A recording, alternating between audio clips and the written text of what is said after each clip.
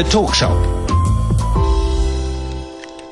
This is the Talk Shop on SAFM 104 to 107, and I am Masachaba Mdolo. We continue talking about various pertinent issues of the day, and this time we're looking at the levels of service in our country. We're talking about the Suing for Service campaign, which ensures that companies live up to their brand promises. This is according to the founder, Robin Wheeler, and he will be telling us how we can, as consumers, we can employ the law to improve service levels in our country. He is an author, a speaker, and transformation specialist. Mr. Wheeler, thank you so much for joining us. Welcome onto the Talk Shop. Thanks so much for having me.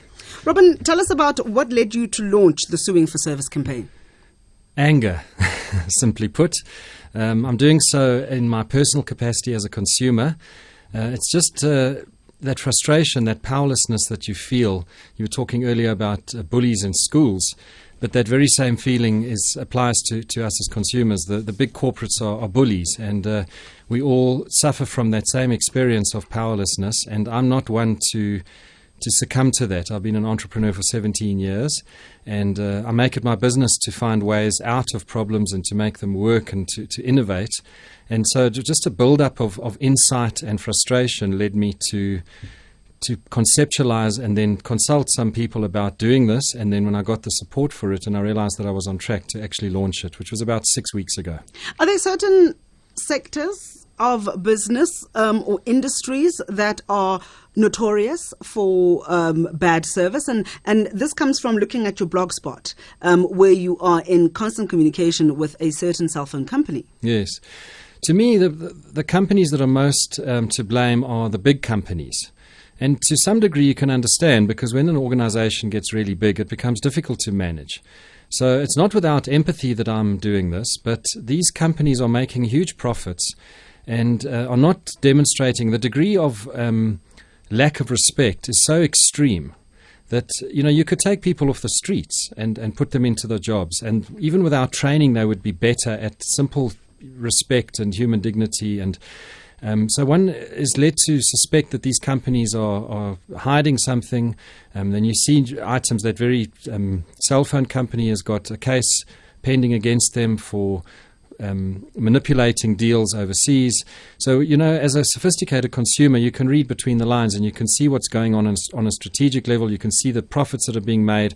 And then, of course, you're just having your experience where you can't get through to them. The call centers frustrate you. Nobody gets back to you. And you can see if you read my blog there, it just speaks for itself, You say that the bad service that we're getting is not bad by accident. It is actually a cry for help. Yes, that's in one article I say that, if you imagine that those people that are in those jobs are probably more frustrated than the consumers, They have to go to work and sit there, they get nowhere, the management doesn't listen.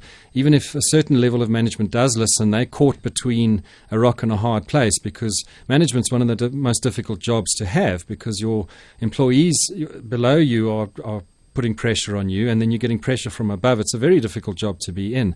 But there's no congruence there. The company's saying one thing on one level in their marketing and telling you how good they are and how wonderful they are, and then you're having a very different experience on the street.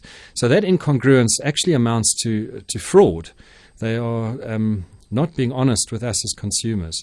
But the companies will tell you that with regards especially to customer service, they are forever taking their employees for training, that it is one of the solid bedrocks of the company, and that they recognize that without the customer, then there is no business. Yeah, but if you want to pacify somebody, you tell them all the things they want to hear. And those are just good excuses, You can see through those things. And sometimes, another article of mine, I say, you don't need training. People know how to do their jobs.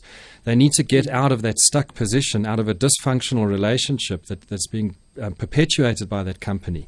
Because they say one thing and they deliver another, and that they must be getting a payoff for that. And when you look at profits in the billions, you realize they're getting a very distinct payoff from it. So it doesn't really serve them when they're just profit-centered to provide good service. It serves them to get the sale and then never actually follow up on that sale, because following up on the sale costs them money. So they want your business, but then they want you to just be a slave to them. But then does that not mean that they lose a customer?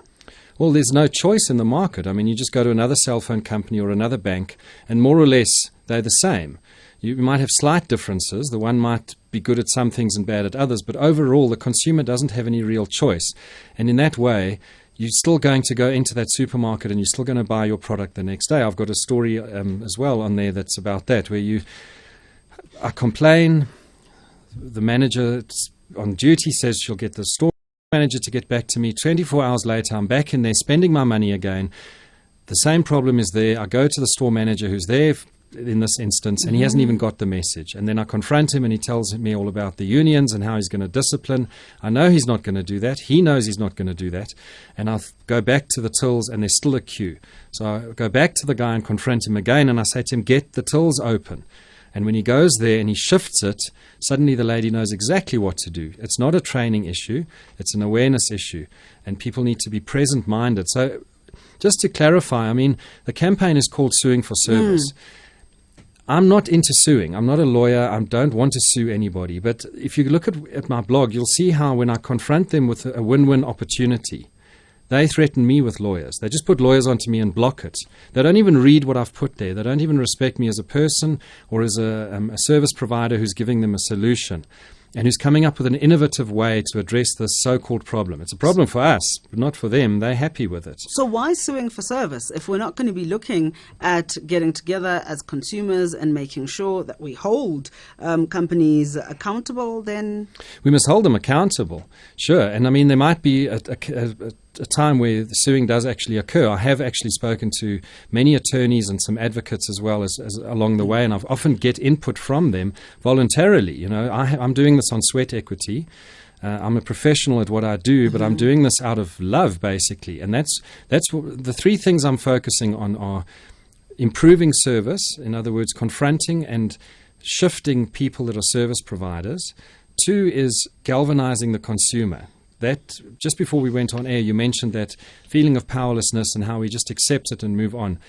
We're so used to it, we don't actually feel there's any solution. And I'm here to galvanize people, to show that you can mobilize your passion and your rage, and you can grow in your ability to confront these situations. That's what I'm doing personally. And you can bring about good service. That store that I mentioned now greets me very respectfully when I'm there, and we have a happy chat, you know. And the third thing I'm doing is focusing on positive stories. So suing it's the language of the companies themselves, and if need be, it will kick in because as with this new Consumer Protection Act, as a consumer, we have much more authority. And so again, it's about awareness and getting people to stand for that. We're talking to Robin Wheeler, who is the founder of the Suing for Service campaign. He's an author, a speaker, and transformation specialist. And in his blog, he talks about service not being bad by accident. He says it feels as though the passive aggression that you get from staff who are actively being rude is them saying, I too am suffering under the system. And he's saying that they're saying to him, good day, sir. I am so unhappy working here that I have to show you through my behavior. I feel like I have no other voice or power to change the situation. So I am appealing to you to confront the problem and do all you can at every level to make this a better place for me to work and you to shop. Please help us. This is a cry for help. And he's decided to respond to this cry for help by launching the Suing for Service campaign. So in terms of galvanizing consumers into standing up for service, what do I just complain? How do I make it very clear that I am unhappy with the company that is giving me the bad service? I'm unhappy not only with the person who is giving me the bad service. I understand that they're part of big machinery that allow this to continue to happen. Mr. Chaba, I think for me personally, and I can really only speak for myself, that to me, I'm in this personally. I'm mobilizing my own energies and I'm growing personally through this. So my suggestion to all of us is that you take it as a spiritual challenge, if you like, a chance to grow in your inner self, to become a better person. And that usually happens in a situation of huge discomfort. So if you embrace that a person being rude to you in a supermarket is actually a chance for you to become a better person, then you've got some sort of intrinsic reward for it. You're not looking for external results. You're like, okay, I need to get somewhere in this situation. And I know it's impossible, It feels impossible, but I'm going to stand up for something that I believe in. And as you do that, you can feel those emotions kick in, and you get really angry and really impassioned. Now, normally you want to run away from a situation like that. And when I confront people, sooner or later I get that feeling, oh, this is hopeless, this person is unconscious. I had it yesterday, a young person in the shopping center throwing a tantrum, crying, getting into a victim mode when I had a completely legitimate thing that I was telling her and had told her repeatedly in a patient way, and it eventually raised my voice out of frustration, and she turned that into like I'm a perpetrator of something. Now that is... And then she was ignoring me and taking a cell phone call whilst I was waiting for her to respond. Now, it doesn't matter what culture you come from. I think most people understand that that's an act of emotional violence, and ignoring somebody is like worse than a slap in the face. We had that conversation earlier in the bullying discussion. So it's tremendously provocative to be in a situation like that. I just say stand your ground. Stay there. Watch your emotions. Watch that anger come. Watch your frustration. Don't run away. But also don't do anything that you're going to regret. So use it as an opportunity to grow. And what happens then is you start to stir up that situation. It almost creates an intensity, a build-up of energy, and then you know that's going to shift. And that's where your leadership role comes in, because you stir things up and then you direct it towards a win-win. So in my instance, I'm also a professional here. I'm a consumer and I'm standing for my consumer rights, but I'm offering a solution as an innovator and as a consultant and speaker.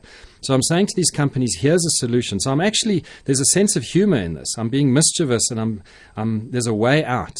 If you do negotiation skills, they show you. It's not adversarial. I'm not fighting with people. I'm challenging them, but there's a way out, and that way out is a win-win, and that's a very important point I want to make here. That person that's crying for help with their passive-aggressive behavior in the name of service or bad service, and you as a customer, there's a relationship there that should be better. And you can stir things up. It might be difficult. It might be confrontational at first. But the win-win is that you're going to be better friends after that.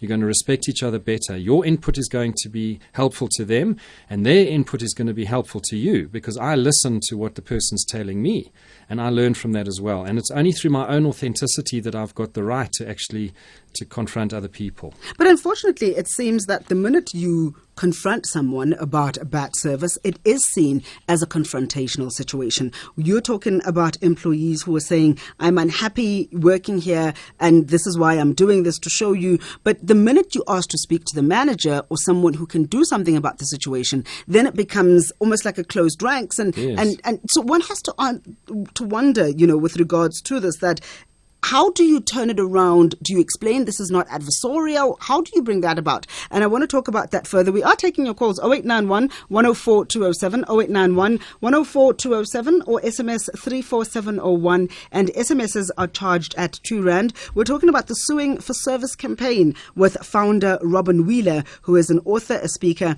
and transformation specialist. Good evening to you, Greg Nkagiso. Welcome onto the talk show.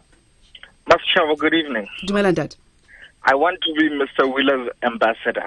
Go ahead. I'm that worst customer that you don't want to get the wrong side of. Quick story. 2 years ago, I purchased a car from one VW dealership. I do very high mileage because I travel a lot, and 3 months later, I was there for my first service. It was such a bad experience. Right down from the customer experience to the maintenance done on the vehicle. I had questions about that. When I came to collect the vehicle, I went and I told the service manager of the dealership that I did not like this, and I will be getting a call from your market survey because you've got a CSI to adhere to. Now, I know this because I've worked for VW, but he didn't know this. So I went about the proper channels, and I contacted the national manager of VW, and I spoke to him personally, and I said, this happened, and I did not like it.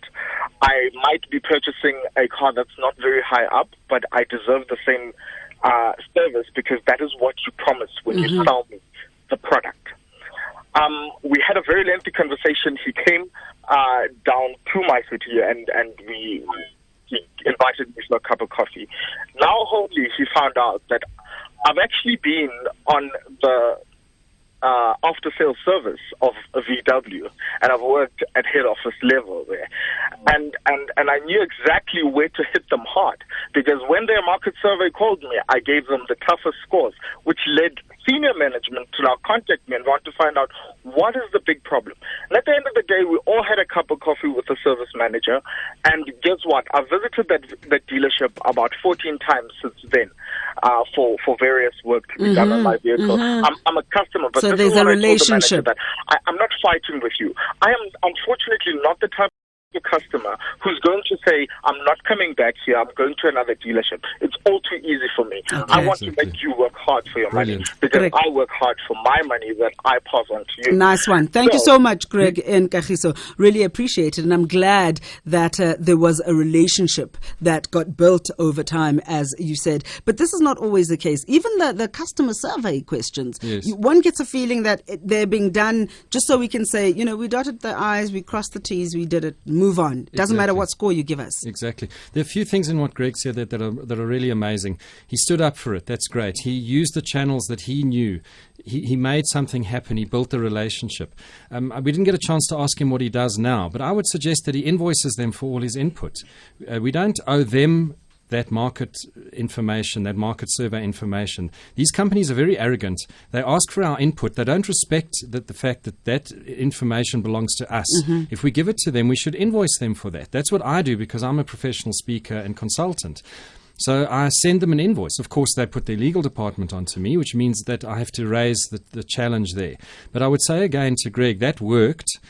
Another thing to do is to don't do it on their terms, because the banks will call their ombudsman. I've had that. I try to get a hold of the CEO, and they put all their foot soldiers in the way. Now, I charge for what I do. So what must I do? Have another meeting and another meeting and another meeting, so that there are more and more people there who pretend to hear what I'm saying and pay lip service to it, and they're not paying me for that input. I've had things with a bank where the guy then tells me he's gone and implemented my stuff. I've had it with CNA, Standard Bank, MTN. I know I'm just mentioning all these brands, but they deserve. We actually need to start a conversation like this where we put these brands out there by name. Siemens. These are people you can see on my blog who have just put lawyers onto me when I've done very ingenious things to help them. But you have the time, Robin, and you talk about, galvanizing consumers. We don't have that time. You speak to somebody, you speak to whoever it is that is serving you at the till or at the counter or over the phone, and they say, okay, we'll follow it up. And then you call back again and you ask to speak to the manager, and then they say, they're out, they'll come back to you, and nobody does. And who really has the time to be sitting on the phone, calling up and just trying to get some kind of action when we know that there will be none? And that's exactly what they're exploiting in us, you see. So they just keep saying to you, yes, we'll get back to you. And they're pretending to give us good service, but actually they know that if they just carry on doing that, you're going to give up. Well, I don't give up. I keep coming up with new ways of doing it. I certainly get despondent. I certainly get immobilized with frustration, but I keep being ingenious about it. And I don't have the time. I make the time. I'm using 2, 3, 4 hours of my professional time a day to do this. It's sweat equity. But as I said, I'm seeing personal growth in myself, and I'm seeing changes around me. Now, there's been a lot of media support for this so far, so I've done well in the last 6 weeks. But there's also been apathy from the media too. I send it to all the newsrooms. I send press releases and update it. I don't even get responses from them. They don't even acknowledge it. Now, anybody in PR knows you just keep following up and keep following up. So, yes, I keep doing that and keep being ingenious and never, never, never, never give up. And one of the things that happens is even when I'm feeling despondent or depressed, because depression is actually just anger that's stuck. When I'm feeling depressed, something will trigger it. I'll go into a shopping center like I had with MTN, and a guy walked past me, not even in the store, and was rude to me. And then I was onto the phone, and they were impossible. And I've got a threatening letter from their legal department after I've written to their CEO, who doesn't even have the respect to get back to me. And that rage pushes you to, it gives you that energy. You find the time because it's something that really means something to me and to all of us. But are we getting some kind of action from these companies? You've mentioned that these are big businesses and they have a lot of foot soldiers that they put in place to stall you. They have big pockets and can employ expensive lawyers. Are you getting anywhere with this? Are they listening to you? I can say I'm implementing your suggestions, but how sure are you that this is really happening? Well, when I follow up with MTN and I get the CEO's PA, she tells me that they received the email and that he consulted the legal team. So he's definitely taken notice of it. He didn't get back to me. I had to follow up with him, and then he put the legal department onto me, who sent me a threat. They threatened legal action against me. When you could see from the evidence in her letter that she hadn't even read what I'd done on the blog. If she'd seen that, she would have seen that it was ingenious, it wasn't adversarial, and that there was a win-win. So how does this then change their behavior? How does this ensure good customer service? Well, we just carry on, and we use all of our enterprising conversations. An example I use is if 5% of customers went into a bank and asked for their savings, those banks could not service that money. They do not have that cash. The banks are managing their business based on perceptions. So you go in there and you have a perception in your mind of what you can and can't achieve in that bank. As an entrepreneur, those perceptions start to stretch because you start to take risks outside the boundaries of what banks teach you, and you realize that there's a lot of leeway. So you start to maneuver in creative ways. If we all asked for our cash from the banks, they couldn't give us that money, and those banks would have to, in the past, they rescue each other. Now, if you did that with a services issue as well, and you went in and everybody in the bank, everybody, Standard Bank, my bank, which I will not leave like Greg, they recommended to me, the CEO's representative recommended to me on the phone that I get another bank. Well, he should be so lucky. I will stay there and I will get good service from them. And that CEO will thank me for that, because I am the one who's taking responsibility for his job that he's not doing. If they're 400 branches, there are probably 15,000 people in any of those branches as staff every day. There are probably another 8,000 to 10,000 people in there as customers every day. That's 25,000 people per hour. If those 10,000 customers stood for service, the banks would have to change. One man can do what one man can do, and that's what I'm doing. I don't have anybody else working with me, so I don't have meetings getting in my way. I don't have to complain about unions. I just do what I do, and I make mistakes, and I am fallible, but I will not give up, and I respect that we can all do that. You say that this is not about being adversarial, but lawyers' letters? Well, that's from them, yes. Yeah. So how then do you turn the situation around? Do you do what Greg did and say, I'm not fighting with you? You know, and I'm sure they're thinking, yeah, right. Your actions don't say that. I want to say as well, I'm finding my way as I go. This isn't about having some sort of conceptual solution. It's about being in the present moment, because the real challenge for me here, if I tell you directly what I'm really doing here, it's called Suing for Service, but my vocation is to make us all more aware, because if we're all more conscious, we are all more present, we are all happier, and we are naturally more intelligent community forms. So this is, to me, about spiritual awakening, and it's just doing it through business. So if we are all waking up through this, like I said, if we all use it as a spiritual challenge to wake up for ourselves and to grow, and we challenge the people around us as service providers, and we use every avenue that we can, in that way, change happens. The young woman who was defensive, and I mentioned earlier in the shopping center, she's an individual, she's being defensive. A big corporation is doing exactly the same. They're just a big company and they're being defensive. So how do you deal with a defensive person? You have to wrestle, my experience, you've got to wrestle through a bit of a tough patch with them, but you've got to have a loving heart, a compassionate heart underneath, and a sense of possibility. Because what's happened with this young woman is we had a second altercation. Now all the management is involved, and I'm meeting with them tomorrow, and we're going to discuss it. And I'm going to be generous and show them solutions, but they need to come as well and remunerate me for that, because I'm adding value to their business. You can see with the banks and the cell phone companies that I'm adding value, and any judge would look at this and say, look, Mr. Wheeler has identified the problem, he's confronted you, he's put up with your bad service, he's continued, he's persisted, he's used his resources to get into the media, he's challenged you in those media, he's been patient, he's been resilient. So for that, you need to remunerate him. So sooner or later, a judge is going to look at it and say that Mr. Wheeler is right. So I'm just doing what I can as a person. I'm just appealing to the community to do the same. But who then will be on your side at that point if it does go in front of a judge? Who will be speaking on behalf of Robin Wheeler? Because I'm thinking staff members like you said, will say you're harassing me, you are intimidating me, you're abusing me. They're not going to be saying, oh, thank you so much for making my day better. Now I'm going to go about giving great service. They see, your constructive criticism, your voicing of your displeasure as an attack on them. So who will then be on Robin's side to say, I appreciate what this man did? Well, most of those people do say that at first, but then they shift and they realize, there's a bit of a catharsis, because then they realize where I'm coming from and they realize that it's helpful. So I just persist through that. But I'll tell you who's on my side. The Consumer Protection Act. Harassment only applies if you don't owe that person something. I'm not harassing them. I'm claiming my service rights. So the Consumer Protection Act is on my side. I have the community on my side. And frankly, I don't even need any, because if I have to stand alone against the whole world for what I know is right, I'll do it. Okay, so how do we as consumers get on board? Get on board the Suing for Service train? Do it wherever you are. I'm not trying to form a movement. I'm not trying to structure it. I'm doing this in my personal capacity. As soon as I turn it into a thing, I will become guilty of the very same thing that I'm challenging.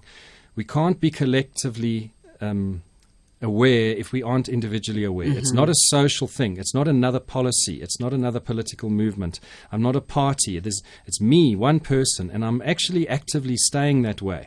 So go wherever you are, in every place that you are, dealing with the cops. When the cops stop me, I give them a copy of my book that I've just given you, because there's a chapter in there, Questions for the Cops. I say to them, why are you hiding behind that tree like a child? Is this hide and seek here? And then I say to them, why? A cop stopped me once. She said she'll let me off for yielding at the stop street, but not for holding my cell phone. I said, well, I yielded at the stop street because I always do, and I will continue to do that and use my own discretion. And I was holding the cell phone because I didn't know that there was a new law that you couldn't hold it in your hand. So I said to her, you must give me both fines. So she said to me, then she got all childish and walked off to do that. I said, but hang on a second. Why are you exercising your discretion here when I'm not allowed to exercise mine? What makes your discretion better than mine? So we need a more intelligent legal system. Even my lawyer, who's a corporate litigation expert, said to me about this. He said to me, morally, you're in the clear. You can win this. Legally, you may have some problems. So all he's telling me is that the law is not moral. We all know that. We need a more intelligent society. It applies on every level, whether it's bullying at school, whether it's gender issues, whether it's service. We all need to become more conscious, and that's the struggle of humanity at the moment. It's not easy, but when you face those challenges, the rewards that come to you, the intrinsic rewards, are beyond anything you could ever describe.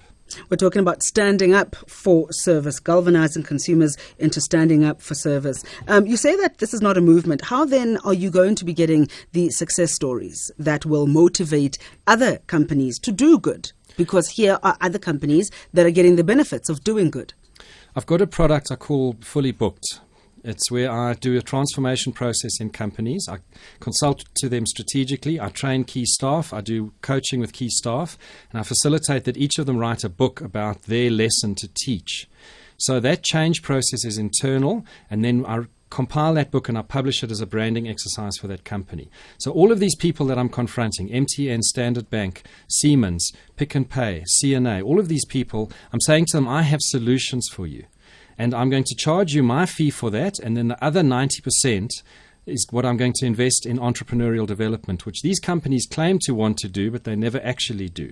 So I've got a solution there, and I'm saying I will help these people mobilize this good service and this consciousness, write a book about it, publish it as an example of how they're a leading company in their industry, and we can even take that globally and show the banking industry overseas how to do it.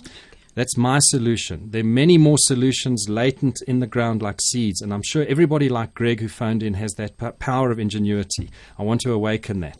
Robin Wheeler, author, speaker and transformation specialist, talking about the Suing for Service campaign. Really appreciate your time. Thank you so much for having me. I'm going to give you his blog spot when we come back. The Talk Shop. This is the Talk Shop on SAFM 104 to 107. I am Masachaba Mdolo, and we've just had a very interesting conversation with Robin Wheeler, founder of the Suing for Service campaign. He's an author, speaker, and transformation specialist. If you want to read more about the campaign, as he says, the what he's trying to achieve is get the corporations to wake up and do their job, and that is fulfill their brand promises. And he's also looking to galvanize consumers into standing up for service in their own individual capacity, and of course focusing on the success stories. His blog spot is suingforservice.blogspot.com. It's www.suingforservice.blogspot.com. Very interesting reading, I will tell you that.